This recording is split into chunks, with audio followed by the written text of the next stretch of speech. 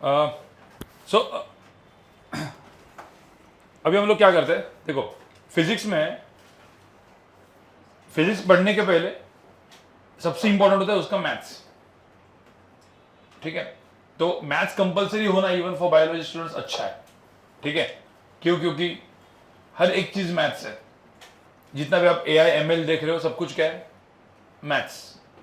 तो मैथ्स तो सबका अच्छा होना ही चाहिए, ठीक है। तो इवन आप मतलब कहीं पे भी जाओ, मेडिकल फील्ड में भी जाओ, आपका मैथ्स अच्छा है, ठीक है, तो वो दिमाग चलने वाला एनालिटिकल थिंकिंग आ जाता है। मुझे पता है कि बहुत सारे लोग बायोलॉजी करना चाहते हैं, बट यार मैथ्स मतलब जमता ही नहीं, चमकता ही नहीं। तो एटलीस्ट आप लोग आगे के 2 से 3 साल उसके ऊपर दिमाग डालोगे तो वो एक लेवल पे आप जाओगे, ठीक है। तो सबसे पहले फिजिक्स में जो अब हम लोग अभी फिजिक्स पढ़ने वाले हैं उसमें भी 70 to 80% क्या है, मैथ्स। अभी आप देखोगे आगे के 1.5 से 2 साल में। अगेन सीईटी का अप्रोच थोड़ा सा अलग रहेगा, बट इट डजंट मैटर, मतलब ठीक है। हाँ, और आप में से कुछ लोग होंगे कि जो भाई पढ़ते पढ़ते जिसको ऐसा जेई का मन किया कि भाई मेरे को अभी जेई में जेई एडवांस है ऐसे भी करना है, होता है ना, कुछ कुछ लोगों को अच्छा लगने लगता है, ठीक है। तो आपको वीडियो लेक्चर्स का एक्सेस है, सारे टीचर्स का एक्सेस है, तो आप आराम से कभी भी कर सकते हो, ठीक है। मिठी भाई वगैरह के लिए आई थिंक 75% अटेंडेंस वगैरह का बहुत पंगा होता है, ठीक है। बट तभी भी आपको उधर भी मन किया तो क्या ही फर्क पड़ता है, मतलब करना है, ठीक है। कभी भी ऐसा होता है ना, मतलब अभी स्टार्ट किया और अचानक से लगा, क्योंकि लोगों को पता नहीं होता 10th में कि वो उनको उनके अंदर कितना क्या पोटेंशियल है। वो कभी कभी 11th-12th में निकलता है, क्योंकि 10th में अपन ने जिंदगी में पढ़ा ही नहीं होता ना, मतलब उसको इंपॉर्टेंस दिया नहीं होता। पढ़ा नहीं होता मतलब इंपॉर्टेंस नहीं है। कुछ लोग होते हैं ना, वो होते हैं हाँ भाई 10th में क्या ही मार्क्स लगे क्या करेंगे, वैसे भी कुछ मार्क्स लगे कुछ 10th में पूछो 10th में मार्क्स लगे क्या मिलता है। अभी हम बोल सकते हैं, 10th में नहीं बोल सकते थे, बट 10th में मार्क्स लगे कुछ नहीं मिलता। क्या मिलता है, आप 12th के बाद आप जिस कॉलेज में जाते हो वो आपकी जिंदगी भर है, क्योंकि वो जो सर्कल आपका बनेगा वो जिंदगी भर रहेगा। कौन सा वाला, 12th के बाद। बट वो कॉलेज मिलने के लिए क्या चाहिए, ये 11-12 का प्रिपरेशन। तो इसीलिए ऐसा नहीं है और हम तो IIT नहीं कर रहे, हम तो मेडिकल में वो टॉप MBBS नहीं कर रहे तो अपन तो चिल मारेंगे, ये एटीट्यूड में आप लोग मत रहो। जनरली अपने अलग अलग बैचेस होते हैं, जिसमें जो सबसे जेई एडवांस बैच होती है उनको ऐसा लगता है हमको तो भाई IIT करके, तो ऐसा सीन नहीं है, ठीक है। आप लोग के लिए भी उतना ही इंपॉर्टेंट है पूरा थ्रू आउट 11th, ठीक है। क्योंकि अभी लोग अब कॉलेज में आना चालू करोगे, आपके ग्रुप बनेंगे, फिर मजा मारना चालू करोगे। अभी तक कुछ चालू नहीं हुआ है ना, हाँ, तो अभी होगा वो चालू, ठीक है। तो अभी जो भी मैं मोटिवेशन दे रहा हूँ ना, वो कॉलेज जाने के बाद सब, ठीक है। एक बार सिर्फ मिठी भाई वाले हैंड रेज कर लो, और खास करके मिठी भाई मैं आपको बता रहा हूँ, ठीक है।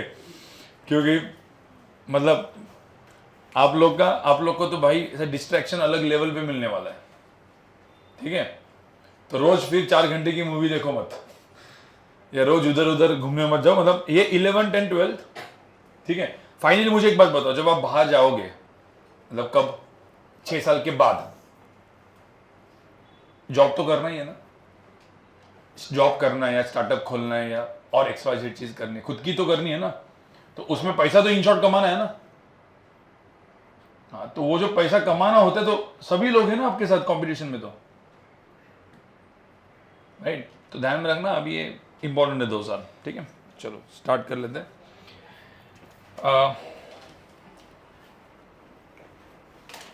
तो पहले मैं टॉपिक पढ़ाऊंगा स्केलर वेक्टर, लेकिन अभी बहुत सारे लोग हैं तो मैं इसको थोड़ा सा अलग वे में पढ़ाऊंगा, ठीक है।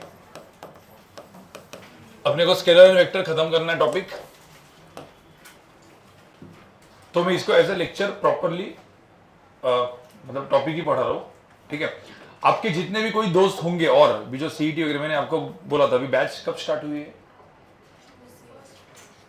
हाँ फर्स्ट ने। तो मतलब जितने भी लोग जो जिनको नया मतलब सीईटी करना है, आपके दोस्त, आपके कॉलेज वाले, इधर उधर वाले, इनको सीईटी बैच और ये सब बैच ज्वाइन करना है, तो और 1 वीक अभी बता दो, क्योंकि उसके बाद क्या होता है ना, पोर्शन में वो उनको कवर अप करने के लिए प्रॉब्लम होगा आपके दोस्तों को, ठीक है।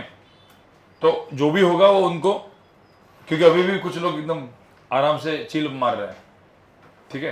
तो चिल मारने वालों को बोल दो कि भाई अभी जग जाओ और अभी करो, नहीं तो फिर बाद में फिर वो वीडियो लेक्चर्स देखो, ये देखो, मतलब उसमें फिर समझ में आता है नहीं आता है, ठीक है, वो सब चीज़ें होती है, ठीक है। तो स्केलर एंड वेक्टर, मुझे तो स्केलर एंड वेक्टर क्या है, स्केलर एंड वेक्टर क्या होता है, बच्चे में पढ़ा होगा ना। Scalar is a quantity which has what, only magnitude, ऐसा बोलते हैं। स्टेट बोर्ड वालों को नहीं था, but ICSE and CBSE board में था। Scalar is a quantity which has what, magnitude. तो इसके अंदर सिर्फ मैग्नीट्यूड है, अभी कुछ लिखना नहीं है, जब मैं बोलूंगा तभी लिखना है। And vector is a quantity which has magnitude and direction, ठीक है, ये दोनों चीजें हैं। पिछले बार मैंने एक लेक्चर लिया था आप लोग का, ठीक है, आई थिंक 6-7 लोग थे, कितने लोग थे, कौन कौन था पिछले लेक्चर में स्केलर वेक्टर लिया था मैंने, ओके। और मैंने वो इन जनरल सब पढ़ा दिया था, राइट, मैंने प्रॉपर थ्योरी वगैरह से लिखवाई नहीं थी ना। मैंने क्या किया था, एक बार दिखाओ मुझे जस्ट, नहीं तो मुझे भी रिपीट। और कितने लोगों ने बिल्कुल लेक्चर देखा नहीं है, कितने लोग बिल्कुल स्केलर वेक्टर देखा ही नहीं है, बहुत सारे। तो मुझे तो थोड़ा सा मिक्स मैच करके पढ़ाऊंगा मैं, ठीक है, कुछ चीज़ें रिपीट होगी, क्योंकि मैं डायरेक्ट सेकंड थर्ड लेक्चर पे नहीं जा सकता, बहुत सारे लोग यहाँ पे नहीं है, कुछ लोगों ने पूरा देखा है। बट ये लेक्चर्स वैसे नहीं रहेंगे कि जो कंप्लीट जेई ओरिएंटेड, जो फुल डेप्थ में जाके एडवांस टाइप नहीं रहेंगे, ठीक है। ये properly CET JEE main level, अपन जेई सीईटी नहीं बोलेंगे इसको, सीईटी प्लस जेई मेन, और जो दूसरा होता है वो जेई मेन जेई एडवांस। तो जो सीईटी जेई मेन लेवल मतलब वो बाकी सारे एग्जाम्स के लिए काम में आ जाता है, ठीक है। तो ठीक है, पहले मैं क्विकली इंट्रोड्यूस मतलब ये करता हूँ, स्केलर एंड वेक्टर क्या होता है। स्केलर इसके पास मैग्नीट्यूड होता है, वेक्टर इसके पास मैग्नीट्यूड एंड डायरेक्शन दोनों होता है। कौन से क्वांटिटी स्केलर्स है, ठीक है, तो जिनके पास भी मैग्नीट्यूड का मतलब होता है सिर्फ नंबर, मतलब उसमें कोई भी डायरेक्शन नहीं है। सो मास मुझे होता है, जब मैं मास बोलता हूं तो कोई डायरेक्शन वर्ड यूज करते हैं क्या, हम कभी नहीं बोलेंगे ना 20 kg मास इस डायरेक्शन में, उस डायरेक्शन में कभी वर्ड नहीं यूज करते। टाइम डायरेक्शन वर्ड यूज करते हैं क्या, नहीं करते, मतलब ऐसा नहीं बोलता, कोई बोला सर टाइम सिर्फ आगे ही चलता है, वैसा नहीं है, डायरेक्शन वर्ड यूज नहीं करता ना, ठीक है। सो जिन क्वांटिटीज को हम लोग डायरेक्शन वर्ड यूज नहीं करते हैं उनको हम स्केलर्स बोलते हैं। सो बेसिकली कौन से क्वांटिटीज हो गए, मास, टाइम, टेम्परेचर, देखा होगा ना हमने, कोई डायरेक्शन वर्ड यूज नहीं है।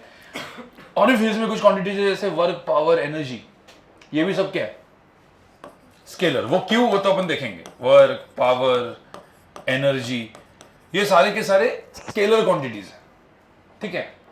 अब वेक्टर क्या है, वेक्टर का सबसे बेस्ट, मतलब इसमें अंदर और भी डिस्टेंस क्या है, स्केलर। सबसे बेस्ट जो वेक्टर है वो कौन है, बचपन में पढ़ा होगा आपने, जो पिछले बार भी आई थिंक कुछ लोग होंगे, तो डिस्प्लेसमेंट। मतलब क्या होता है मैं आपको बताता हूं, जैसे हम मुंबई में, एक सिटी ले लो कोई भी, दिल्ली आती है, चलो दिल्ली, तो अपने को कहां पे जाना है, मुंबई से दिल्ली, ठीक है। मुंबई से दिल्ली हम लोग जाते हैं अलग अलग पाथ में, कोई बोलेगा ऐसा जाएगा, कोई ऐसा जाएगा, कोई ऐसे जाएगा, ठीक है। कितने पाथ में जाएगा वो, इनफाइनाइट। इनको हम बोलते हैं डिस्टेंस। इधर गया, सपोज उसको लगा लेट्स से 1000 किलोमीटर, इसको लगा यहाँ पे 2000 किलोमीटर, इसको लगा यहाँ पे 5000 किलोमीटर, ठीक है। कोई मुंबई से दिल्ली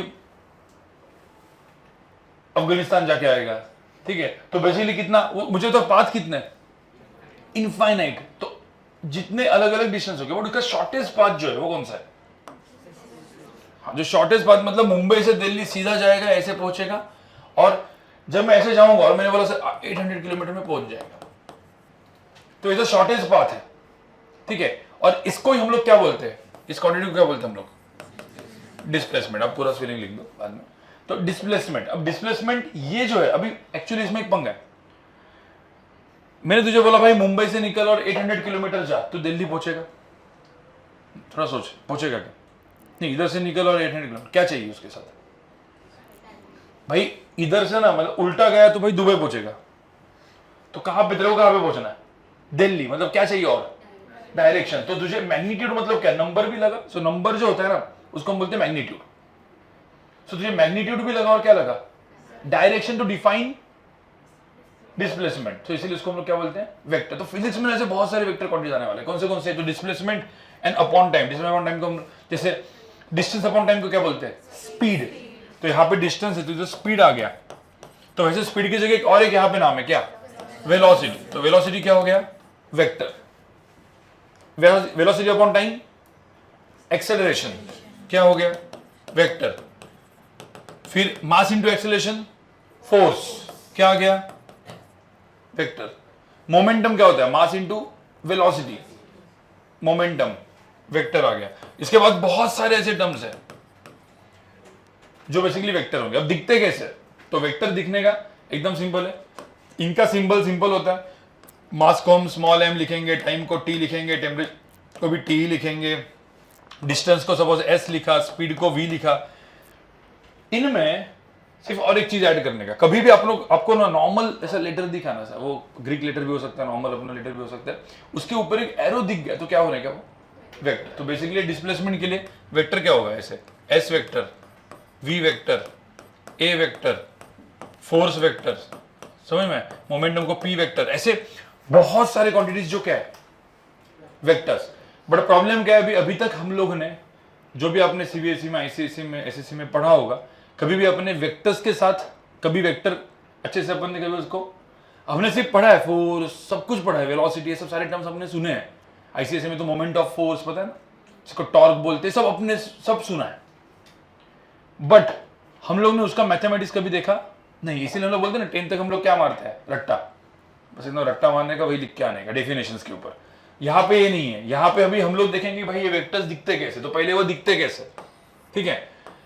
कोई भी एरो आपको दिखाई दिया, जैसे मैंने ये एरो, ये एरो, ये एरो, ठीक है, ये सारे के सारे जो एरोज है उनको हम वेक्टर बोलेंगे अभी। तो आज से वेक्टर्स मतलब क्या है, बेसिकली एरोज। अब एरोज के पास क्या होता है, उसका लेंथ, उसको हम बोलेंगे मैग्नीट्यूड, और जो डायरेक्शन में वो डायरेक्शन। डायरेक्शन किससे डिफाइन करते हैं जनरली, एंगल। तो वेक्टर के बाद दो चीजें होगी, एंगल होगा और क्या होगी उसकी लेंथ। जैसे मैंने बोला कि ये डिस्प्लेसमेंट वेक्टर, फिजिक्स में ऐसे वेक्टर्स यूज होंगे, डिस्प्लेसमेंट वेक्टर या फोर्स वेक्टर, ऐसे टर्म्स हम लोग यूज करेंगे फिजिक्स में। आज हम लोग आज के लेक्चर के लिए 2-3 लेक्चर में ए vector, B vector, C vector ऐसे यूज करेंगे। जैसे फिजिक्स आएगा वो सब रिप्लेस होकर क्या होंगे, एस एफ, ये सब कुछ। अभी जैसे जनरली मैं अभी ए बी सी वगैरह यूज करूंगा, जैसे ए वेक्टर। तो डिस्प्लेसमेंट वेक्टर हम लोग फिजिक्स में जाएंगे तब उसका यूनिट भी लिखेंगे, जैसे 8 मीटर का है, ये 5 न्यूटन का है, ठीक है। अभी आज के लिए हम लोग सिर्फ ऐसे नंबर यूज करेंगे, ये इसका लेंथ है, तो इसका मतलब इसका लेंथ कितना है 8, इसका लेंथ कितना है 5। अब कभी भी s vector is equal to 8 आप नहीं लिखोगे भाई, क्योंकि ये तो वेक्टर है ना और ये तो नंबर है, तो वेक्टर इक्वल टू स्केलर थोड़ी। तो इसके लिए इधर एक सिंबल यूज होता है, कौन सा, मॉड। तो यहां पे एक सिंबल यूज करेंगे अपन, मॉड्यूलस, उसको हम बोलते हैं मॉड सिंबल, ठीक है। फिर उसके बाद इसको हम बोलेंगे टेल ऑफ द वेक्टर, ये जो होता है इसको हम क्या बोलेंगे, टेल ऑफ द वेक्टर, और इसको हेड ऑफ द वेक्टर। तो ये हो गया टेल और ये हो गया हेड। ये कुछ कुछ कुछ कुछ टर्मिनोलॉजी जो अपने को काम में आने वाले। ये वाले को क्या बोलते हैं, मॉड। जैसे इसका मॉड कितना है, मॉड ऑफ एफ कितना होगा 5, इसका मॉड ऑफ ए कितना है 3।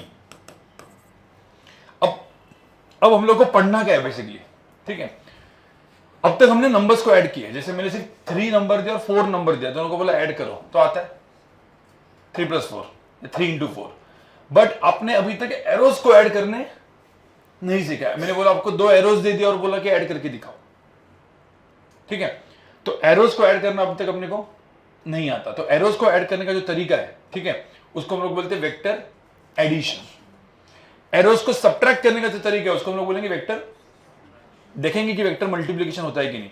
बट आज मैं वेक्टर एडिशन थोड़ा सा फास्ट मतलब, अगेन जिन्होंने मेरा कवर अप लेक्चर वो जेई ओरिएंटेड था तो ऐसा करता, तो थोड़ा सा मैं अलग तरीके से जाऊंगा, ठीक है। तो अब हम लोग देखेंगे भाई एरोज को ऐड, सब्ट्रैक्ट, मल्टीप्लाई कैसे करना है। अपने को पता नहीं, मतलब 2 फोर्सेस को मल्टीप्लाई कर सकते हैं क्या, लगता है आपको 2 फोर्सेस को कैन यू मल्टीप्लाई, नहीं कर सकते। You can't multiply 2 forces. But आप बचपन में तो करते थे, कैन यू डिवाइड 2 फोर्सेस, नहीं। तो वो जो मल्टीप्लीकेशन नहीं बोलते उसको हम अलग नाम देंगे, dot and cross, dot product, 2 forces का क्रॉस प्रोडक्ट, ये सब अलग अलग। फोर्स इंटू डिस्प्लेसमेंट कर सकते थे क्या, अरे फोर्स इंटू डिस्प्लेसमेंट करते थे ना आप लोग, क्या बोलते थे आप लोग, work is equal to force into, नहीं कर सकते, उसको इंटू बोलना गलत है, तो फोर्स को डिस्प्लेसमेंट क्या डॉट किया जाता है।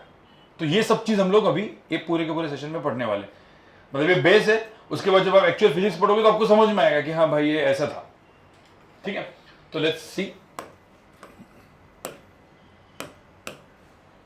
अभी how to add two vectors. तो सबसे मैं हेडिंग डाल देता हूं, हम लोग उसको बोलेंगे वेक्टर एडिशन। भी साथ में जब मैं बोलूंगा तब एक साथ लिखना है, अभी नहीं लिखना है। सो वेक्टर एडिशन क्या होता है? सो वेक्टर एडिशन के 3 मेथड्स होते हैं। ठीक है, जनरली 3 चीजें हम लोग बोलते हैं। पहले उस दिन जो थे उनको पहला क्या था? Triangle law. जिन्होंने मेरा गौरव लेक्चर अटेंड किया है, गौरव लेक्चर एक ही हुआ था, 2 हुए थे? एक ही हुआ था। Triangle law. सेकंड क्या बोलेंगे हम?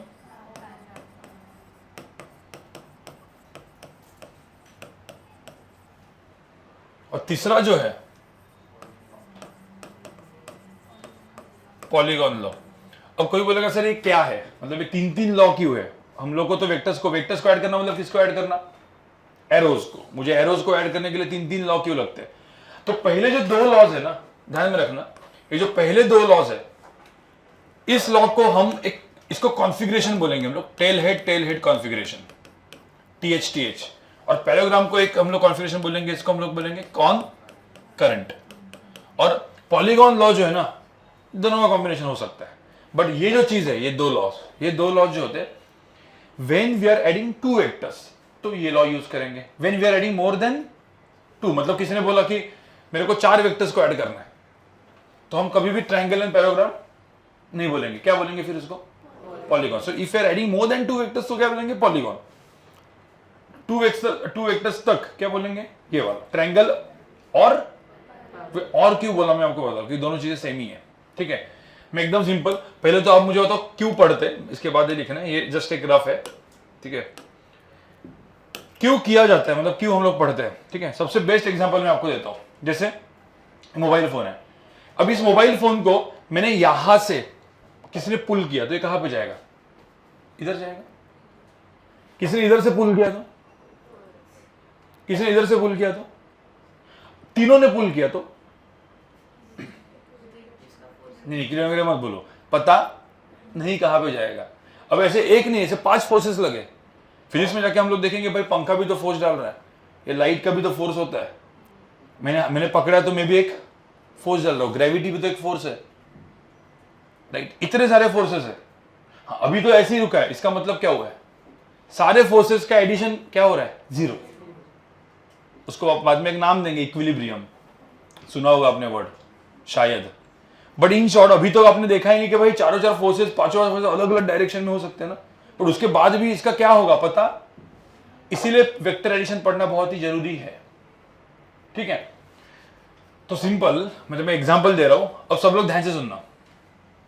ठीक है, ये फोन था, अब इस फोन के ऊपर मैंने यहां से एक फोर्स लगाया, मतलब एक वेक्टर हो गया, इसको मैं बोलूंगा F1 वेक्टर। सपोज फिजिक्स में F1, अभी तो A B करूंगा, बट अभी F1 वेक्टर हो गया। मैंने बोला 3 न्यूटन का फोर्स लगाया, कितना, मतलब इसका लेंथ कितना है? 3। इसी बॉडी के ऊपर मैंने एक दूसरा फोर्स लगाया F2, ये है 2 न्यूटन का। अब बोला भाई F1 प्लस F2 निकालो। अब बचपन वाला होता, आपका आंसर क्या होता? 5। कितना आंसर है? 3 + 2 5। पर 3 + 2 5 कब होता था बताओ? तो दोनों फोर्सेस क्या होते थे? पैरेलल, सेम डायरेक्शन में होते थे। आपने बचपन में 2 चीजें देखी है, इधर सेम डायरेक्शन, नहीं तो क्या अपोजिट। इधर 3 होता, इधर 2 होता, तो कहां पे जाता है? जहां 3 है ना। बट अभी यहां पे डायरेक्शन सेम है क्या? अब कहां पे जाएगा? हाँ, अब जिन्होंने लेक्चर अटेंड किया है, मतलब आई थिंक फर्स्ट बैच वाले, एक सिंपल सी बात, ये F1 है, F2 है। अब सबसे पहले ध्यान में रखना, मैं अभी जो बोल रहा हूं, मैंने आपको यहाँ पे 2 वर्ड्स लिखे थे, ये टेलेट था और उधर क्या था? आप लोग मत बोलो, दूसरे कॉनकरेंट। क्या था? कॉनकरेंट। तो अभी मैंने जो भी फोर्सेस ड्रॉ किए, इन दोनों का क्या सेम है? टेल। पता है इसको क्या बोलते हैं लोग? Tail, head, tail. तो दोनों का टेल क्या है? सेम। जब दोनों का टेल सेम होता है तो ऐसे फोर्सेस को या ऐसे वेक्टर्स को हम बोलते हैं कॉनकरेंट वेक्टर्स। तो ये तो हो गया कॉनकरेंट। तो कभी भी ध्यान में रखना ना, फिजिक्स में कॉनकरेंट ही ड्रॉ करके आएगा। क्यों? क्योंकि फिजिक्स में हम लोग को डायग्राम ड्रॉ करनी होगी बॉडी की। ये पेन है तो ये पेन के ऊपर कौन से फोर्सेस है, ड्रॉ करो। फिर कभी कभी ऐसा बाद में जाके आएगा, मैग्नेटिक फील्ड है तो इधर एक मैग्नेटिक फील्ड है, इधर एक मैग्नेटिक फील्ड है, तो ड्रॉ करो मैग्नेटिक फील्ड। तो भी मैग्नेटिक फील्ड आप क्या करोगे, ऐसे वेक्टर्स को ड्रॉ करोगे, राइट। तो अब मुझे होता, मैंने तो ये फोर्सेस को ड्रॉ किया। अब वही वही बोला कि चलो अभी मुझे क्या करना है, इन दोनों को ऐड करना है। मतलब मुझे क्या चाहिए, F1 प्लस F2। दो एरोज को ऐड करके तीसरा भी क्या मिलने वाला है, एरो ही मिलेगा ना।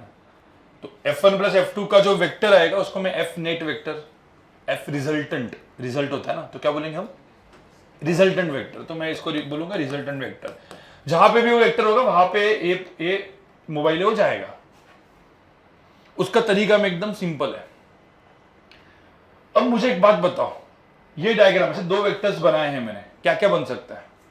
हाँ पहले तो मुझे एक सिंपल चीज, ये एक वेक्टर है, मुझे बताओ ये वेक्टर पैरेलली मूव करके मैंने इधर लाया, क्या वेक्टर चेंज होगा? क्यों नहीं चेंज होगा? Because direction remains the same और मैग्नीट्यूड भी रिमेन्स द सेम। तो डायरेक्शन से मैग्नीट्यूड सेम है तो वेक्टर भी क्या है, सेम। अभी मैं क्या करूंगा, रिजल्टेंट को ड्रॉ करने के लिए मैं इस F2 को मूव करके कुछ ऐसे लेके आऊंगा। मैं F2 को मूव करके ऐसे लेके आऊंगा, सब कुछ सेम रखा है। अब मैंने कैसे रखा, देखो F1 एंड F2 को, इसका टेल हेड, टेल हेड कैसे रखा, ये टेल है, हेड है, टेल है, हेड है। तो कौन सा कॉन्फ़िगरेशन हुआ, टेल हेड, टेल हेड, और फिर पहले का टेल और दूसरे का हेड को ज्वाइन किया मैंने, तो क्या बन जाएगा यहाँ पे, ट्रायंगल।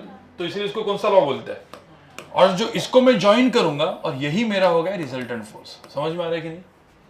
तो ये कहां पे जाएगा, ये पेन, जो मोबाइल कहां पे जाएगा, इधर। अब मुझे तो ट्रायंगल तो दिख रहा है नीचे वाला, तो इसको हम क्या बोलेंगे, F1 प्लस F2। क्या ऊपर में भी ट्रायंगल बन सकता है? अरे बन सकता है ना। F1 को कहां पे लेके जाऊंगा, तो F1 को मैं ऊपर लेके जाऊंगा। तो अब मुझे बताओ F1 को मैं ऊपर लेके गया, तो पहले क्या था इसमें, फिर F2, फिर बाद में, तो इसको हम लोग क्या बोल सकते हैं, F2 प्लस, अरे F1 प्लस F2 बोलो, F2 प्लस F1 बोलो, कुछ फर्क पड़ता नहीं। तो मतलब दो ट्रायंगल ही है, और ये क्या बन गया पूरा। तो पैराग्राम बना किससे, ट्रायंगल से। दो ट्रायंगल से पैराग्राम बना, इसलिए मैंने बोला, और सेम ही चीज है वो। सो बेसिकली ऐसे भी बोल सकते हैं कि मुझे दो फोर्सेस थे ना, दो वेक्टर्स थे, उनको ऐड करने के लिए मैंने क्या बनाया, उसका पैराग्राम बनाया, उसका डायगोनल रिजल्टेंट है, बराबर ना। मतलब जो दो वेक्टर्स को मुझे ऐड करना है उससे क्या बनाया मैंने, एक पैराग्राम बनाया, और उसका डायगोनल क्या है, रिजल्टेंट। ये एक तरीका है बोलने का। या फिर सिर्फ एक वेक्टर को ऐसा शिफ्ट करो और रिजल्टेंट पहले का टेल दूसरे का। इसीलिए ट्रायंगल और पैराग्राम दोनों सेम ही है, साथ में ही बोलते हैं। पैराग्राम बना ही दो ट्रायंगल से ना, दो ट्रायंगल से पैराग्राम बना है। अरे समझ आया। तो ये हो गया ट्रायंगल एंड पैराग्राम लॉ, दोनों में से कुछ भी यूज कर सकते हैं, ठीक है। तो मैं उधर ड्रॉ करने के पहले अभी आप लोग मुझे बताओ, ये मैंने ए वेक्टर है और यहां पे मेरा बी वेक्टर है। चलो इन दोनों को ऐड करना है मुझे, ऐसे दो वेक्टर्स को। क्या करना पड़ेगा बताओ। सबसे पहले क्या करेंगे, ए को क्या करेंगे, शिफ्ट, फिर बी को शिफ्ट। कैसे रखेंगे, मुझे जब ट्रायंगल लॉ से बोला है, चलो ट्रायंगल लॉ ड्रॉ करो। तो दोनों कैसे रखेंगे अपन, tail head, tail head. But दोनों को मूव करते वक्त पैरेलल मूव करो। मतलब ए को मैंने ऐसे मूव किया, फिर बी को कैसे किया, ऐसे ही, ऐसा घुमा बिमा के मत मूव करो। ऐसा बी को इधर रखे ऐसा कर दोगे तो नहीं चलेगा। बी को भी ऐसे ही मूव करने का, ऐसा रख देने का। तो अभी ये क्या हो गया, कौन सा डायग्राम हो गया, टेल हेड। फिर डायग्राम कैसे ड्रॉ करेंगे, पहले का टेल, दूसरे का हेड। ये क्या हो गया, और इसको क्या बोलेंगे, ए प्लस बी या बी प्लस है, ए प्लस बी। बी प्लस ए करना है तो पहले किसको मूव कराएंगे, बी को, फिर उसके बाद, और कैसे रखेंगे। हाँ तो अभी चाहिए तो मैं बी को सिर्फ इधर ही रखता हूं, ए को इधर लेके जाता हूं, ऐसे, बराबर ना, ऐसे। तो पहले क्या हो गया, टेल हेड। हमें ऐसे कर सकते हो, इसको लेके आके इधर रखना, दोनों का क्या हो गया, हेड हेड। हेड हेड करना नहीं है, tell head, tail head. Triangle चाहिए ना, मतलब क्या होना चाहिए, टेल हेड। हाँ तो मैं बी को मूव किया और बी को मैंने सपोज ऐसा करके इधर रख दिया, चल जाएगा। और फिर रिजल्टेंट क्या होगा, पहले का टेल, सेमी डायग्राम है, देखो ना।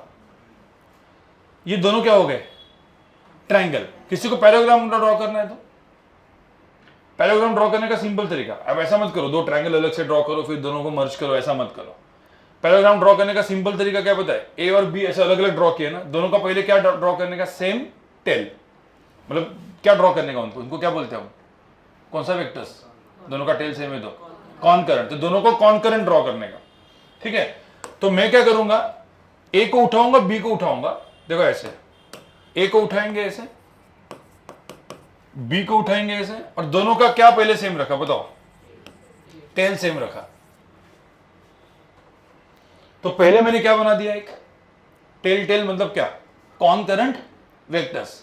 अब उसके बाद क्या करेंगे, इसका क्या बनाएंगे, ए को शिफ्ट, बी को शिफ्ट करके क्या बना देंगे ऐसे, पैराग्राम। उसका डायगोनल क्या होगा, रिजल्टेंट, नाम खत्म, वो पैराग्राम बोलते हैं। बट हम लोग अभी डायगोनल वगैरह बैठा के मतलब ऐसा नहीं करेंगे, हम क्या करेंगे, ए है, बी को शिफ्ट करना है ऐसे, तो पहले ए हो गया, फिर बी हो गया, फिर रिजल्टेंट को ड्रॉ करना है, काम खत्म। मतलब पैराग्राम भी मुझे, जब अपन फिजिक्स में क्वेश्चन को सॉल्व करेंगे ना, तो ये पूरा का मतलब बनाना है तो बना सकते हो, कुछ प्रॉब्लम नहीं है।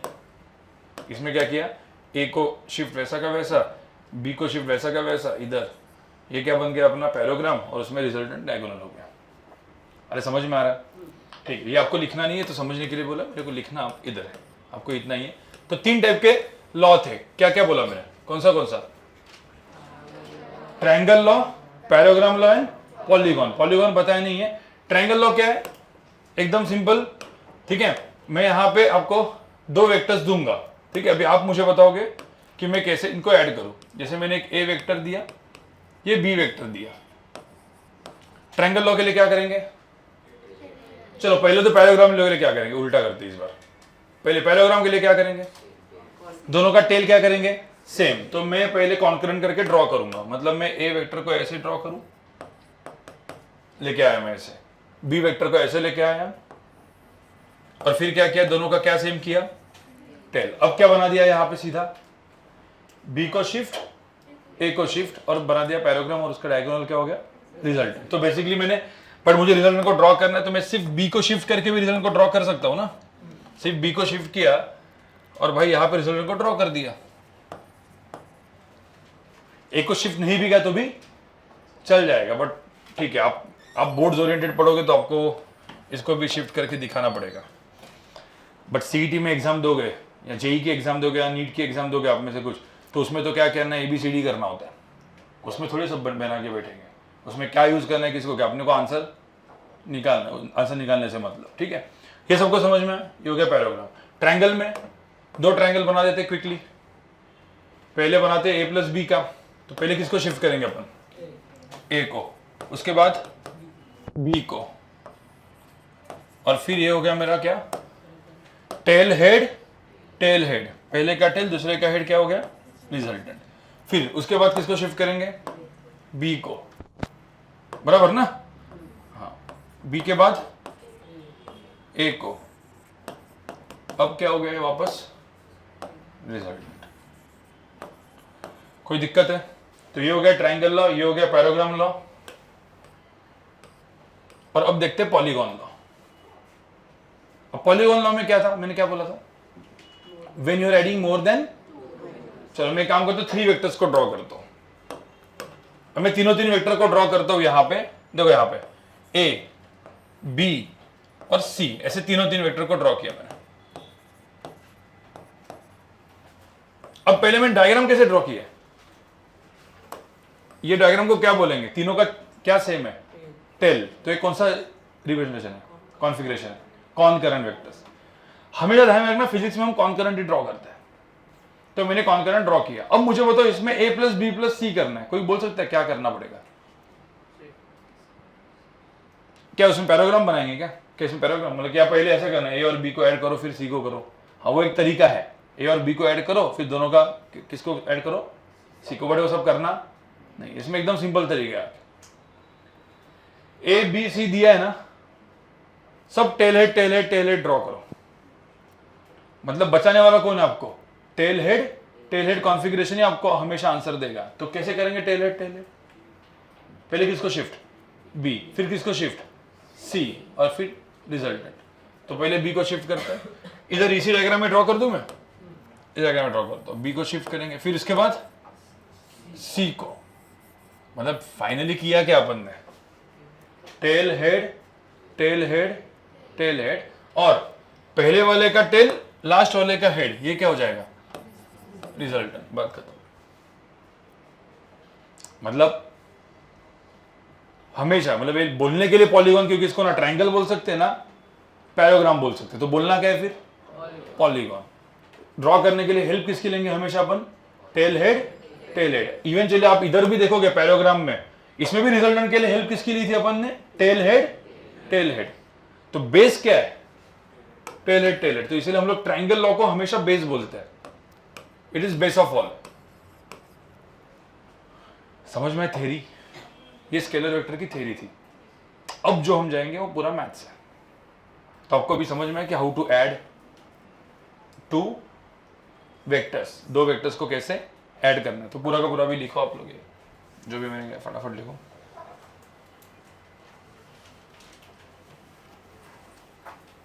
पहले ये लिखो ऊपर वाला, आई थिंक जिन्होंने लिखा है वो मत लिखो, बाकी लोग लिखो। स्केलर एंड वेक्टर करके पहले हेडिंग डालो आप लोग।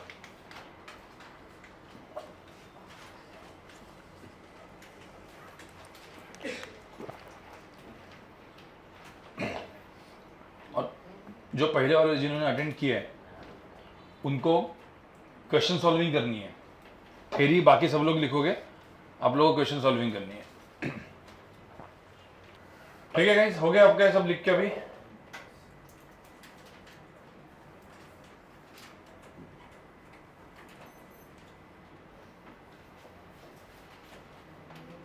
यही लिखा है ना अपने, ट्रायंगल, पैराग्राम एंड पॉलीगॉन।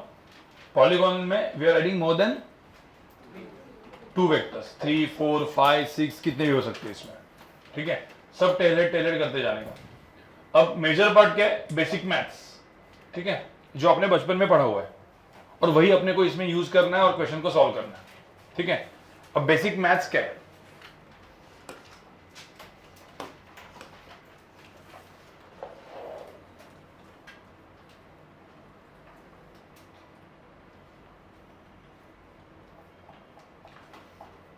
ठीक है।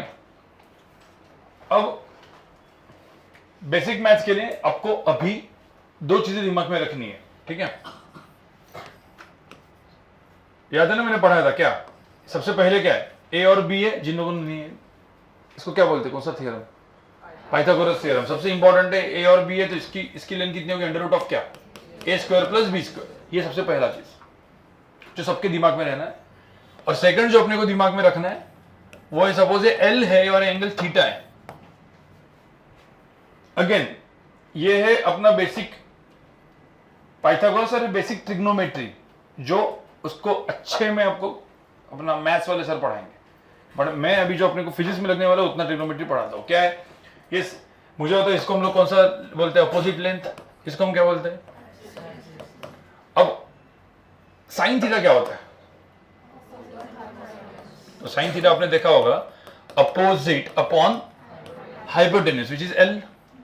एल को इधर लेके जाएंगे तो क्या बनेगा, एल इंटू क्या, साइन थीटा। तो अपोजिट की जो लेंथ हो गई वो कितनी आई, एल इंटू क्या, साइन थीटा। अरे भाई समझ आया। कॉस थीटा क्या होता है, एडजेसेंट अपॉन क्या। अब ये एल इधर लेके जाएंगे तो क्या बनेगा, एल कॉस थीटा। तो एडजेसेंट की लेंथ कितनी आई।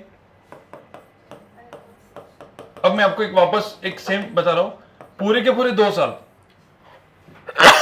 फिजिक्स में कभी भी आपको ऐसा कुछ ये लेंथ दिया है, ये लेंथ निकालना है, ये लेंथ निकालना है, तो बचपन में कैसे अपन करते थे, 30 दिए तो sine 30 is equal to this upon this करके लिखते थे ना, और फिर इधर से उधर लेके, ये सब करने का नहीं, अपने को स्पीड चाहिए। डायरेक्टली याद रखो, एल दिए, थीटा दिए, तो अपोजिट लेंथ इज ऑलवेज क्या, L sine theta, and this is L cos theta. एकदम दिमाग में रहेगा। अब ये होने के बाद कुछ वैल्यूज जो अपन ने ऑलरेडी पढ़े हुए हैं, मैं क्विकली सारे वैल्यूज लिख के देता हूं क्योंकि आपने को आज भी काम में आएंगे। Sine 0, sine 30, sine 45। आप बताओ कि ये वैल्यूज क्या क्या है। साइन 60, नहीं अभी नहीं, अभी लिखो मत, भले सिर्फ मुझे, आप जब लिखोगे तो आप वो टेबल मत बनाओ, पूरा टेबल बना देते, साइन 30 पूरा टेबल बना दे, टेबल नहीं बनाना, आपको डायरेक्टली भी क्या करना है, याद रखना है। 2-3 ही नंबर है ना, देखो एक तो ये 0, तो ये 0 एंड 1 नंबर है, और 2-3 नंबर है। एक नंबर वो है 1/2 वाला, दूसरा कौन सा है 1/√2 वाला, और एक √3/2, बस वही है आगे पीछे। तो sin 30 है 1/2, ये है 1/√2, और एक है, और ये सेम चीज जो sin 0 है वो यहां पे क्या हो जाएगा cos 90, यहां पे cos 60। तो एक याद रखेंगे तो बाकी सब आराम से हो जाएगा। सबसे इजी तो ये है, ठीक है, cos 30 यानी यहां पे cos 0। इसके साथ साथ कुछ और वैल्यूज जो अपने को काम में है वो होते हैं बड़े वाले ट्रायंगल्स, मतलब obtuse angles. But obtuse angles वाले जो अपने बचपन में किए नहीं है, मैथ्स में आपको पढ़ाया जाएगा। बट अभी के लिए अपने को 3-4 काम के वो मैं लिख के देता हूं। Sine of 120, sine of 135 and sine of 180। क्या लगता है आपको क्या होगा? और यहां पे cos of 120, cos of 150, sorry 135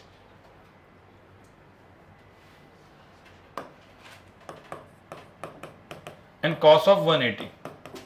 तो थोड़ा सा गेस मारो, मतलब नए वाले लोगों ने। साइन 120 की वैल्यू किसके बराबर होगी? एक इसमें एकदम सिंपल टेक्निक है, 120 है उसको 180 माइनस 120 कितना होता है? साइन 60 जो है ना उसकी वैल्यू ये है। साइन 60 कितना है? √3/2। ये क्या है? 180 माइनस 135, हमेशा 45 होगा वो। तो साइन 45 कितना? 1/√2, और 180 माइनस 180 कितना? 0। तो साइन 0 कितना होता है? 0। तो ये 0। cos 120 जो है ना वो भी 180 माइनस 120 कितना है? 60। तो cos 60 जो है 1/2 होता है ना, बट उसको माइनस साइन डालेंगे। ये माइनस 1/2 माइनस 1/√2। cos 180 माइनस 180 कितना है? 0। cos 0 कितना होता है? 1। तो उधर माइनस है, -1।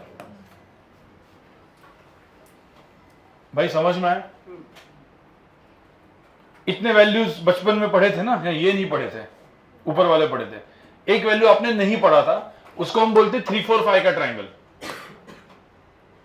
बहुत काम का ट्रायंगल है ये भी। बचपन में पता ना ट्रिपलेट होती थी, 3, 4 और 5। क्या था यहाँ पे? एंगल कितना था? हाँ, यहाँ पे वो बचपन में एंगल नहीं पढ़ा था। 30, 60, 90 नहीं है, सब 45 डिग्री भी नहीं है। ये जो एंगल है वो एक अलग होता है, 37, और यहाँ पे क्या 53। तो क्या हुआ? साइन 37 कितना हुआ?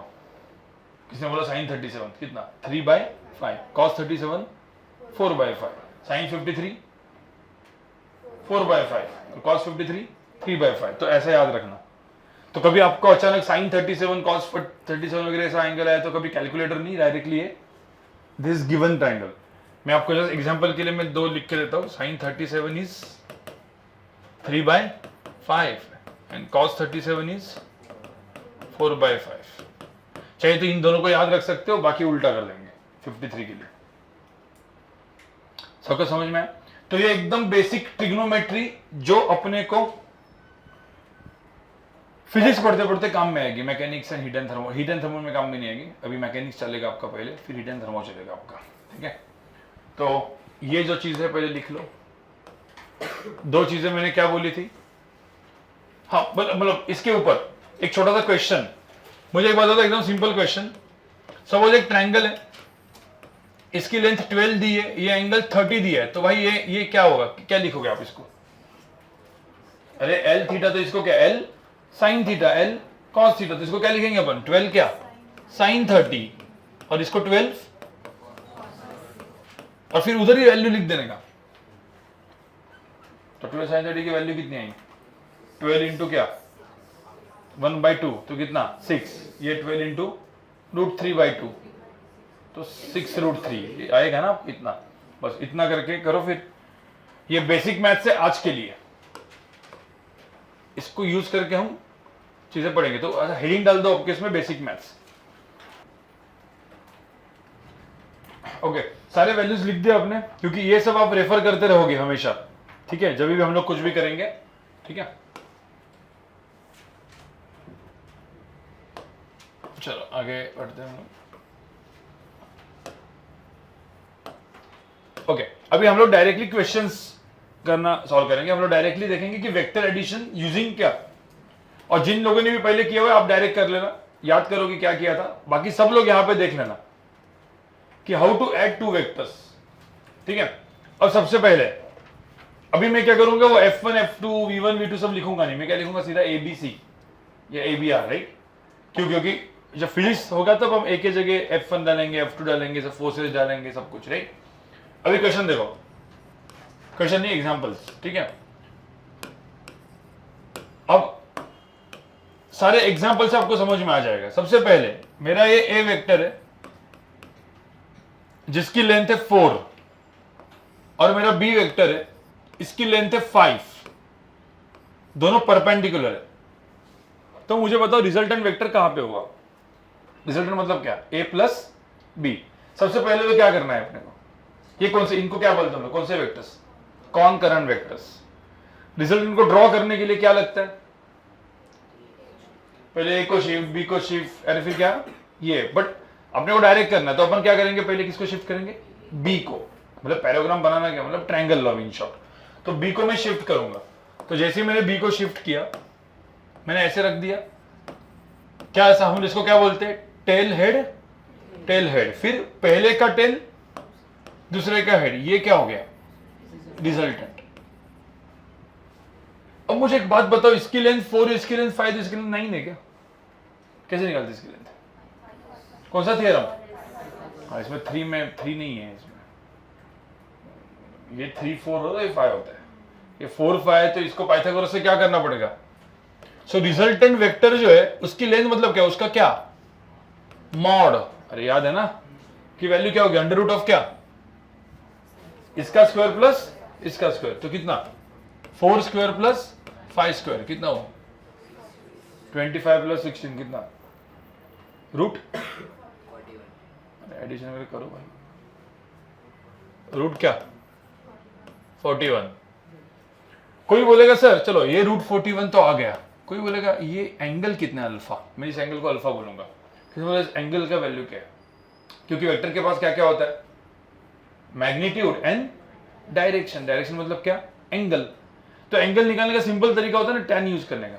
What is tan alpha, tan क्या होता है, tan alpha is equal to क्या, ये परपेंडिकुलर राइट एंगल तो ही ना, अपोजिट अपॉन क्या, एडजेसेंट। तो अपोजिट अपॉन एडजेसेंट मतलब क्या, 5/4। और इसको ना मैथ्स में हम लोग बाद में ये tan इधर लेके जाते हैं ना, वो 10 टू द पावर -1 बनता है, उसको 10 टू द पावर -1 नहीं बोलेंगे, उसको एक नया नाम देंगे tan इनवर्स। तो इसको हम क्या बोलेंगे, अल्फा इज इक्वल टू क्या, tan इनवर्स 5/4। और ऑप्शन में ऐसे जब आप सीईटी दोगे तो ABCD, ठीक है। तो tan इनवर्स ऑफ क्या, आंसर यही रहेगा। इसका एंगल पता नहीं है, इसका एंगल नहीं पता हम लोगों को, और वो एंगल ऐसे लॉग टेबल से इसके ऐसा नहीं पूछा जाता या कैलकुलेटर से, डायरेक्टली ये वैल्यू तो यही है, ठीक है। तो अल्फा की वैल्यू मिल गई मुझे। समझ में आया कि नहीं आया, ठीक है। अभी आगे, अब गाइस यहां पे देखो, ये सबसे फर्स्ट था। अब सेकंड, ये एग्जांपल 1, एग्जांपल 2, दोनों एग्जांपल फिर साथ में लिखना, ठीक है। दोनों में क्या फर्क है वो बताओ, ठीक है। एग्जांपल 2 ये है, ये मेरा एक वेक्टर है A वेक्टर, और ये मेरा है B वेक्टर, ठीक है। इसकी लेंथ दी है 4, इसकी लेंथ दी है 12, और ये एंगल दिया है 60 डिग्री। सबसे पहले क्या करोगे, B को क्या करेंगे, शिफ्ट। बट अभी एंगल एक्यूट है ना ऐसे, तो B को शिफ्ट किया, तो B को मैंने शिफ्ट किया 12। उसके बाद क्या ड्रॉ किया अपन ने, रिजल्टेंट को ड्रॉ किया। इतना तो हो गया, बट क्या अभी ये राइट एंगल है, नहीं। तो इसकी लेंथ 4 है, इसकी लेंथ 12 है, ये इसकी लेंथ कैसे निकलेगी। जिन्होंने भी पहले पढ़ा है क्या करते थे हम, हाँ, अपने को हमेशा कौन बचाने वाला है, राइट एंगल ट्रायंगल। क्योंकि राइट एंगल में क्या लगता है, पाइथागोरस। राइट एंगल में क्या लगता है, वो ट्रिग्नोमेट्री। दोनों इधर तो नहीं लगेगी। तो बहुत सारे लोग ना अलग अलग राइट एंगल बनाते हैं, कोई लोग ऐसा परपेंडिकुलर ड्रॉ करते हैं, कोई ऐसा करते हैं, एकदम सिंपल। इसमें परपेंडिकुलर ड्रॉ करने का सिंपल तरीका है, यहां से सीधा ड्रॉप करो ऐसे, इधर से सीधा एक्सटेंड करो ऐसे, खत्म। अब ये एंगल 60 है, तो ये एंगल भी कितना होगा, क्या भाई क्या बोलते थे, कौन सा एंगल्स, हाँ वो सब अलग अलग नाम, करस्पॉन्डेंस एंगल। तो अब ये 60 डिग्री है, इसकी लेंथ 12 है, 60 है। अब याद करो अपन ने एक पढ़ा था कौन सा, एल साइन थीटा, एल याद है ना।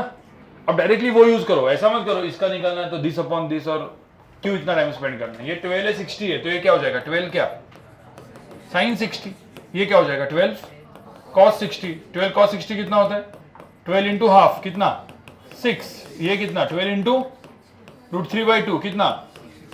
अब मुझे बताओ बड़े वाले ट्राइंगल में ये 6√3 है और ये कितना है टोटल, ये 6 + 4 कितना 10। तो तुम देखोगे तो ये टोटल लेंथ कितनी हुई 10, ये टोटल लेंथ कितनी हुई।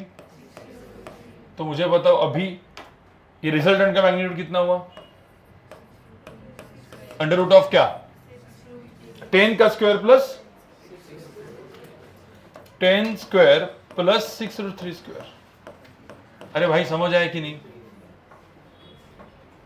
समझ आया। एंड tan अल्फा कितना हुआ, किसी ने बोला tan अल्फा कितना है, तो कितना हुआ tan अल्फा कितना हुआ।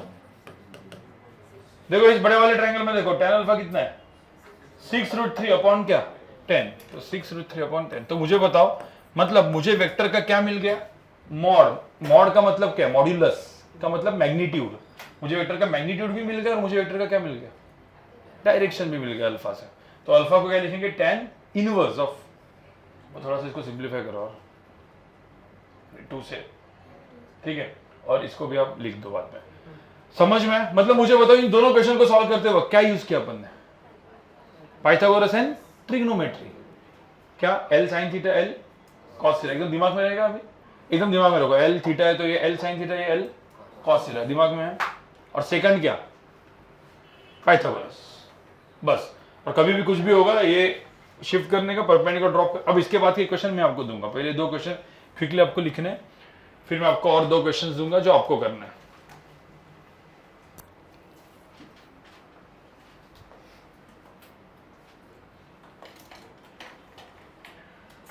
ओके ये हो गया आपका गाइस।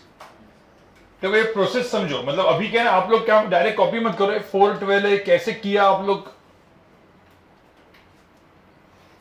समझ में आ गया ना कैसे किया।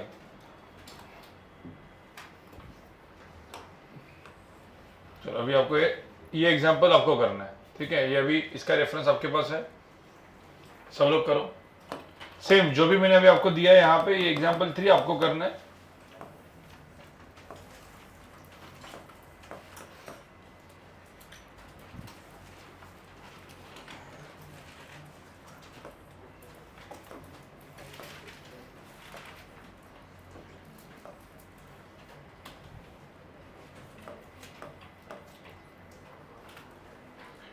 ए वेक्टर लेंथ 8 है, बी वेक्टर लेंथ 8 है, angle 60 degree. Find resultant vector का मैग्नीट्यूड एंड tan अल्फा। क्या समझा ना, सब लोग करो जो भी आपने अभी जस्ट मैंने आपको दिखाया, सेम चीज आपको करके करना है।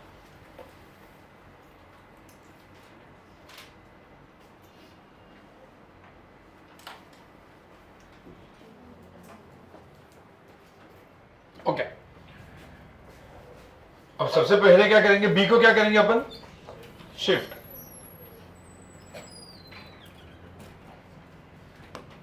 अभी जैसे मैंने बी को पहले शिफ्ट किया, बी की लेंथ है 8, फिर इसके बाद रिजल्टेंट को ड्रॉ किया, फिर इसके बाद ये 6 से 8 है, यहां से अपने क्या किया परपेंडिकुलर ड्रॉप, परपेंडिकुलर ड्रॉप। ये 60 तो ये भी कितना है 60, ये चीज क्या हो जाएगा 8 क्या साइन 60 और ये 8 cos 60।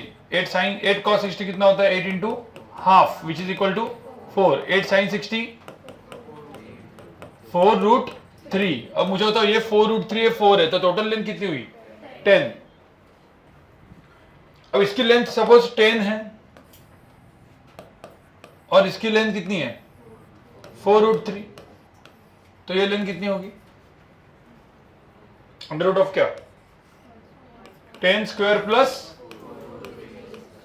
तो कितना 10 स्क्वायर मतलब कितना 100 और 4√3 का स्क्वायर ये आता है ना आपको 4 स्क्वायर 16 √3 स्क्वायर 3 16 3 48, तो यहाँ पे अंडर रूट ऑफ 148 उसको आप और 2√37 करके आएगा, ये भी कर सकते हो, राइट? ठीक है। और ये सपोज मैंने tan अल्फा बोला तो tan अल्फा कितना होगा? अपोजिट अपॉन एडजेसेंट, तो 4√3 अपॉन 10, तो tan अल्फा की वैल्यू क्या है? 4√3 अपॉन 10, मतलब इधर भी 2/2√3 अपॉन 5। ये सबको समझ आया? फिर वो tan इनवर्स भी लिख दो, tan इधर लिखे, alpha is equal to tan inverse, अब 10 टू पावर -1 मत बोलो इसको, tan इनवर्स, ठीक है? आया समझ में? चलो एक क्वेश्चन और करो क्विक।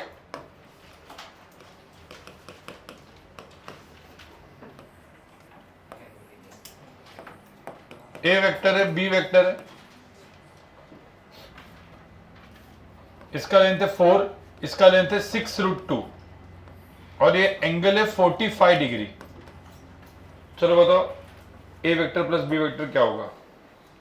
सेम वैल्यूज अलग है,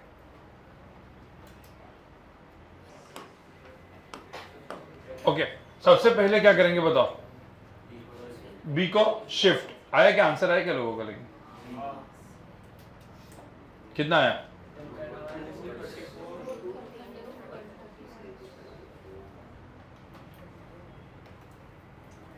ठीक है, तो सबसे पहले क्या करेंगे? बी को क्या करेंगे?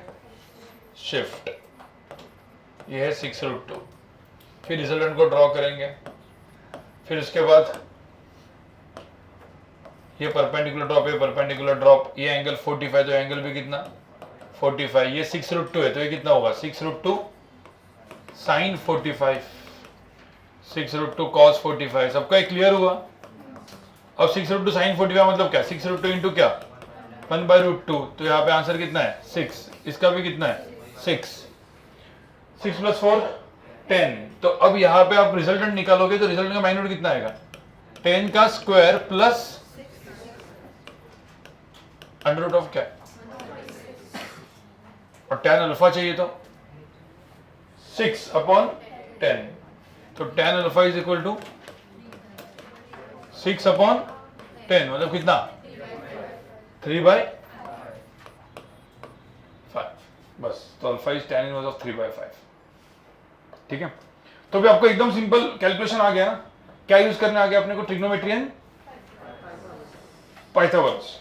अभी हम लोग करेंगे डेरिवेशन, बट डेरिवेशन पहले आप करोगे, मैं आपको प्रूव करने दूंगा, ठीक है? और जितने भी लोगों ने लेक्चर अटेंड किया आप डायरेक्टली कर लो और फास्ट कर लो, क्योंकि डेरिवेशन पिछले बार मैंने किया था, आई थिंक आपका और जो बैकलॉग में बैठे थे, बैकलॉग लेक्चर्स में, ठीक है? तो ये मेरा ए वेक्टर है, ये मेरा बी वेक्टर है, इसका लेंथ सपोज ए है और इसका लेंथ बी है और एंगल थीटा है, ठीक है? इस क्वेश्चन में प्रूव करना है, टू प्रूव, मतलब प्रूव करना है आपको कि रिजल्टेंट वेक्टर का जो मैग्नीट्यूड है, मतलब इन शॉर्ट मुझे बताओ, इसकी लेंथ ए दी, इसकी लेंथ बी दी है, मतलब इसकी ए की लेंथ 3 होती थी, 4 होती थी, पहले अपन देखा था ना। अभी मैंने ए बी एन क्या दिया? थीटा। तो प्रूव करो कि भाई रिजल्टेंट वेक्टर का मैग्नीट्यूड जो आएगा वो आएगा a² + b² + 2ab cos theta. ये प्रूफ चाहिए मुझे। और जो tan अल्फा आएगा वो आएगा b sin थीटा अपॉन क्या? a + b cos theta. Guys यहां पे हिंट देके रखता हूं मैं आपको, इसमें एक आइडेंटिटी यूज करनी है, sin² थीटा + cos² थीटा की वैल्यू कितनी होती है? तो पहले मुझे तो स्टेप क्या होगा, क्या करोगे आप? सबसे पहले तो b को क्या करेंगे? शिफ्ट, फिर रिजल्ट को क्या करेंगे? ड्रॉ, फिर क्या ड्रॉ करेंगे? वो परपेंडिकुलर, थीटा दिए तो एक b दिए तो b sin theta, b cos, ऐसा कुछ करके फटाफट आप लोग करो, दिमाग लगाओ, ठीक है? बड़े मुझे प्रूफ चाहिए। ओके गाइस, मुझे एक सिंपल सी बात बताओ, सबसे पहला स्टेप क्या था? बी वेक्टर मैग्नीट्यूड कितना है? बी, रिजल्टेंट को ड्रॉ करेंगे, फिर ये परपेंडिकुलर ड्रॉप, ये परपेंडिकुलर ड्रॉप, ये एंगल थीटा, तो ये चीज क्या हो गया? बी है तो ये कितना हुआ? बी क्या? Sine theta. ये क्या हुआ? B cos theta. फिर रिजल्टेंट का मैग्नीट्यूड क्या हुआ? अंडर रूट ऑफ क्या? अब ये टोटल लेंथ कितनी है, ए प्लस, देखो पहले तो tan अल्फा तो हो गया, देखो ना यहाँ पे बी साइन थीटा अपॉन क्या, ए प्लस बी कॉस थीटा, तो ये तो हो गया, ये तो प्रूफ डायरेक्ट हो गया, बराबर ना। बचा क्या, ये वाला एज अ फॉर्मूला। अभी आप लोग सब सीईटी वाले तो ये फॉर्मूला याद रखना ही है आपको, बट ये फॉर्मूला आया कहां से, तो एक ट्रिग्नोमेट्री पाइथागोरस से आया था। कैसे था, इसकी टोटल लेंथ कितनी थी भाई, यहां पे आप देखोगे इसकी टोटल लेंथ कितनी है, ये वाली a plus B cos theta है ना, और ये लेंथ कितनी है b साइन थीटा। तो अपन क्या करेंगे, a plus B cos theta का क्या होल स्क्वायर प्लस, इतना तो मुझे बताओ समझ में आता है क्या, भाई इतना समझ में आया होगा ना। अरे भाई इसमें तो कुछ नहीं है। अब इसमें मुझे बताओ a plus B the whole square को क्या लिखते हैं अपन, a स्क्वायर प्लस क्या 2ab प्लस, मतलब क्या अंडर रूट ऑफ इसका स्क्वायर a स्क्वायर प्लस क्या 2ab, मतलब 2 इंटू दिस प्लस किसका स्क्वायर, b cos थीटा का स्क्वायर। b cos थीटा का स्क्वायर क्या होता है, b square cos square theta. अरे इसका भी स्क्वायर होता है ना, तो मतलब क्या लिखेंगे अपन, b square cos square theta. b sin theta का स्क्वायर क्या होता है, b square sin square theta. अरे भाई, अरे b sin थीटा का स्क्वायर ऐसा मत लिखो, b square plus sin square theta ऐसा मत लिखो, b square sin square theta.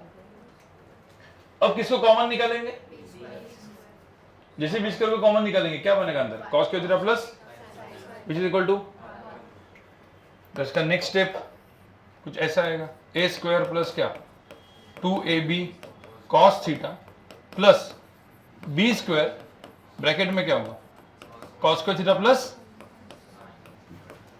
इसकी वैल्यू क्या हो जाएगी 1, ये पूरा का पूरा 1 हो जाएगा। तो बस आंसर मेरा फाइनली आ जाएगा।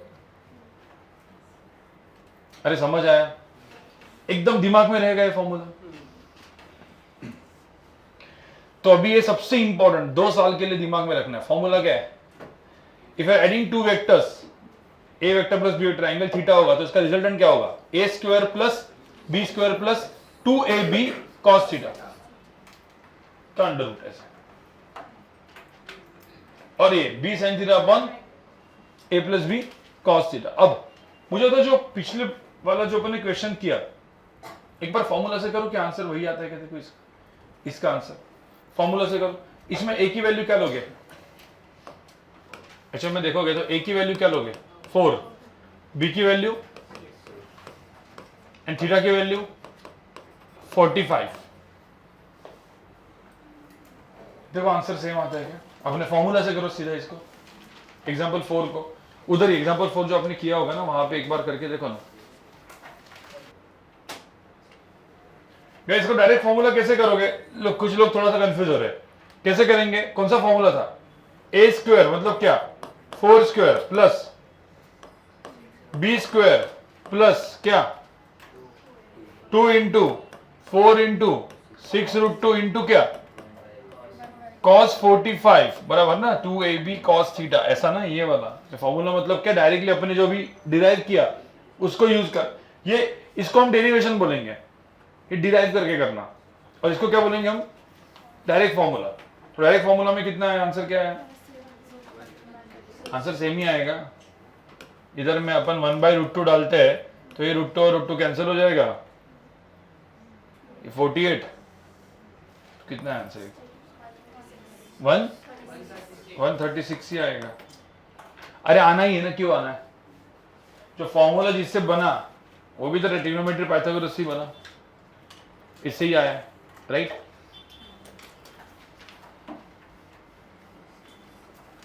ऊपर वाला भी क्विकली करो, सेम ही है। देखो क्या करेंगे इसमें, a और b और थीटा की वैल्यू क्या डालेंगे, 6 square plus 8 square plus 2 into 6 into 8 into cos 60 हुआ इसका भी। चलो तो मुझे बताओ, अभी जो जितने भी मैंने क्वेश्चंस किए इसमें आपको एंगल क्या दिख रहा है, कौन सा दिख रहा है, एक्यूट। और सपोज मैंने एक ऑब्ट्यूज एंगल दिया, ठीक है, अब ये ये क्वेश्चन देखो, उसमें मैंने एंगल क्या दिया, ऑब्ट्यूज, बट अभी मुझे तो ऑब्ट्यूज एंगल से डायरेक्ट पहले फॉर्मूला से करना है, ठीक है। अब मैंने ये ए वेक्टर दिया, बी वेक्टर दिया, ये ए वेक्टर है, बी वेक्टर है, इसकी लेंथ है 3, इसकी लेंथ है let's say 2, angle 120 degree suppose. तो पहले तो फॉर्मूला से करो सीधा, cos 120 का दिया था मैंने, cos 120 कितना होता है, cos 120 दिया था मैंने, माइनस होता है -1/2, वो cos 60 के बराबर ही होता है, बट cos 60 इज हाफ, तो ये -हाफ। पहले डायरेक्ट फॉर्मूला से करो, a² + b² + 2ab cos 120 करो, फॉर्मूला से करो इसको, रिजल्टेंट। अब फॉर्मूला डायरेक्टली याद रखना है अपने को, रिजल्टेंट वेक्टर का मैग्नीट्यूड कितना होता है फॉर्मूला के हिसाब से, √ऑफ करो आप लोग, इसको पहले ड्रॉ करो, डायरेक्ट फॉर्मूला यूज करो पहले, अभी कोई ये नहीं करना है, डेरिवेशन नहीं करना है, डेरिवेशन बताऊंगा, पहले फॉर्मूला करो सीधा।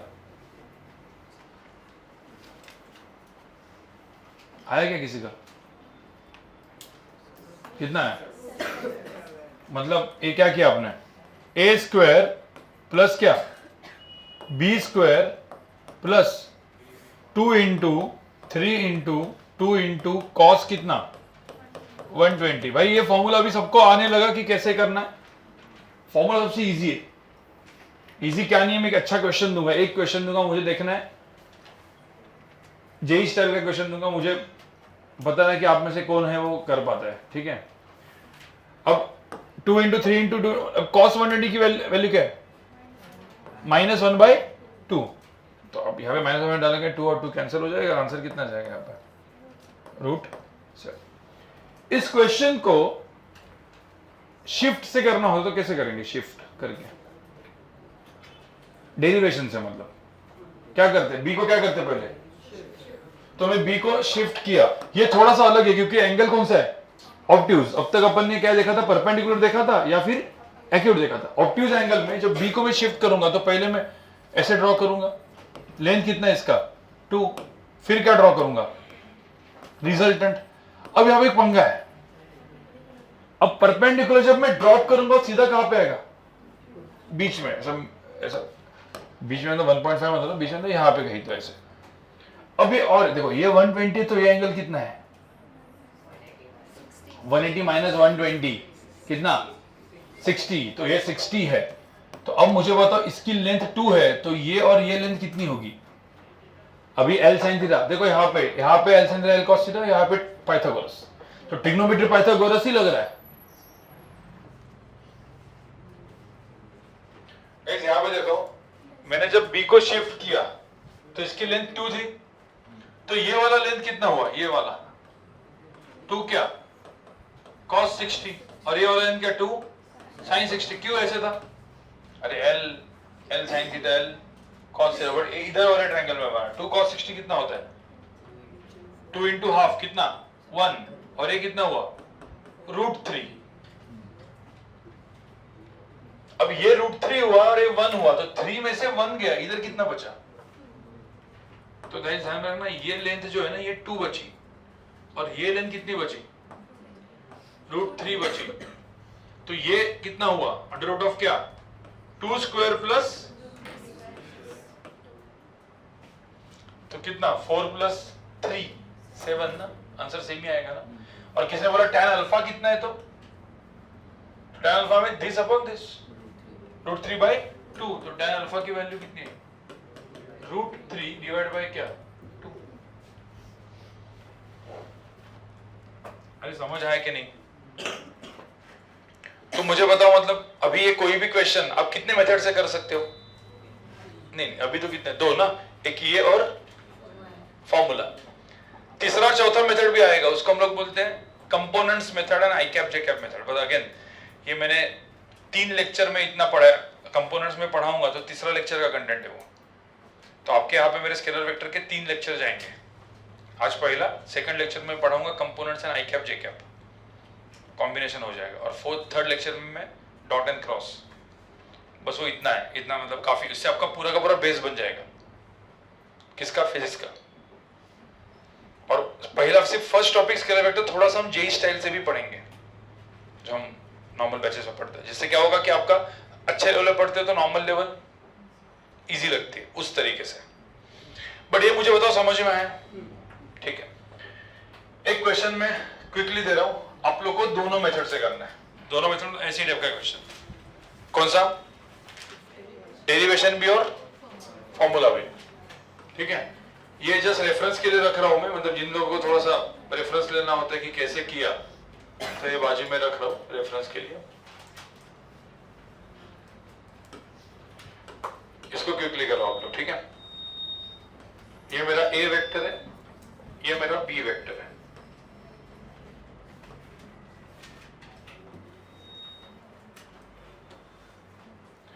इसकी लेंथ 6 है, इसकी लेंथ भी 6 है, और ये एंगल 120 डिग्री है।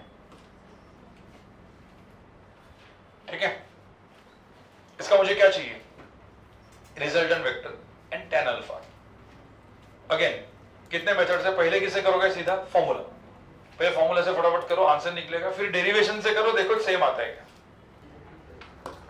ओके गाइस, क्या करोगे इसमें? पहले आंसर कितना है इसका? 6 ही आया। आपने पहले क्या किया? 6 square plus 6 square plus 2 into क्या? 6 इंटू कॉस 120 माइनस हाफ। इससे भी वही आया। और ये 6 को अपन ऐसा करेंगे, ये बी वेक्टर हो गया, ये कितना हुआ? 6। फिर ये क्या हो गया? रिजल्टेंट। ऐसे ड्रॉ किया ना आपने रिजल्टेंट। फिर 120, तो एंगल कितना है? फिर क्या करोगे? Perpendicular drop. जब आप इसको परपेंडिकुलर ड्रॉप करोगे तो ये हो गया 6 cos 60 कितना? अरे ऐसे लिखोगे ना, ये 6 है तो ये कितना होगा? 6 क्या? cos 60। ये कितना है? 6 sin 60। 6 sin 60 मतलब 6 इंटू क्या? √3/2 कितना? 3√3। 6 cos 60 6 into half which is equal to कितना? 3। अब 6 में से 3 गया, इधर कितना बचा? 3। तो बेसिकली आप करोगे तो सेम ही आंसर आएगा। ये आएगा 3, ये आएगा कितना? 3√3। फिर इसका क्या करेंगे? पाइथागोरस। 3 स्क्वायर प्लस 3√3 का स्क्वायर। सो 27 प्लस 9 36। आंसर वही है 6। एक क्वेश्चन दे रहा हूं, मुझे देखते हैं आप में से कौन है इसके बाद दिमाग है अलग वाला, थोड़ा अलग। ठीक है, अगेन मैंने आपको क्या बोला है कि जो भी है, मैंने आपको बताया vector A and vector B add कैसे किया जाता है? शिफ्ट करके, रिजल्टेंट ड्रॉ करके करते हैं, राइट? मुझे बताओ ये सारे वेक्टर्स, अब मैं आपको एक रूल बता रहा हूं, तो ध्यान से सुनना। Why do we study concurrent, मतलब कॉन्करेंट क्यों होने चाहिए वेक्टर्स? देखो मैंने ऐसे बोला, angle between two vectors A and B is 30 degree. ऐसा जब मैं बोलता हूं तो मैं 2 डायग्राम बना सकता हूं। गाइस यहां पे देखो, पहले लिखो मत। मैं जब बोलता हूं angle, there are two vectors a and b and the angle between two vectors is 30, ये मेरे को ड्रॉ करना है। How will I draw? मैंने एक ऐसे ड्रॉ किया, ये मेरा ए वेक्टर, ये मेरा बी वेक्टर, एंगल 30 डिग्री। और ये मेरा ए वेक्टर और ये मेरा B vector, angle 30 degree. Which one is right? Second, ध्यान रखना, एंगल दिखाने के लिए कभी भी टेल हेड कॉन्फिगरेशन सही नहीं है, तो कौन सा सही है? कॉनकरेंट। इसीलिए कॉनकरेंट पढ़ते हैं हम लोग। अब मैंने आपको जैसे बोला ए एंड बी का एंगल 30 डिग्री है। Now draw resultant vector. तो आप ये नहीं ड्रॉ करोगे, पहले क्या ड्रॉ करोगे? ये, और उसके बाद क्या करोगे? फिर बी को क्या करेंगे? शिफ्ट करके रिजल्टेंट, मतलब पैराग्राम। इसलिए पैराग्राम लॉ पढ़ते। कोई बोले sir triangle law, parallelogram law, अलग अलग 2 लॉ क्यों पढ़ते? काम किससे होता है? ट्रायंगल से होता है ना। रिजल्टेंट ड्रॉ कैसे करते हैं हम लोग? टेल हेड से ही करते। फिर पैराग्राम लॉ क्यों पढ़ते? क्योंकि कभी भी ध्यान रखना, फिजिक्स में या कहीं पे भी वेक्टर्स दिखाएंगे ऐसे अपन, तो पहले ड्रॉ तो करेंगे कॉन्करेंट, फिर आगे की स्टेप होगी रिजल्टेंट की। तो फिर क्या करेंगे? बी को क्या करेंगे? शिफ्ट, रिजल्टेंट को ड्रॉ करेंगे। ठीक है, दिमाग में रखना है जो ये पॉइंट जो मैंने बोला। और अभी एक क्वेश्चन लिखो आप लोग, अच्छा क्वेश्चन है।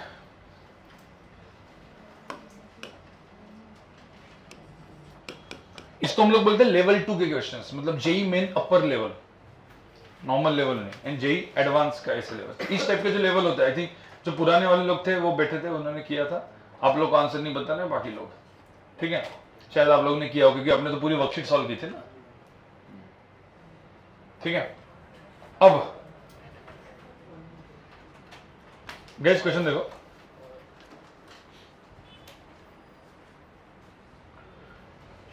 जो मैं लिख रहा हूं, resultant vector is equal to a plus B, ठीक है, ये दिया हुआ है।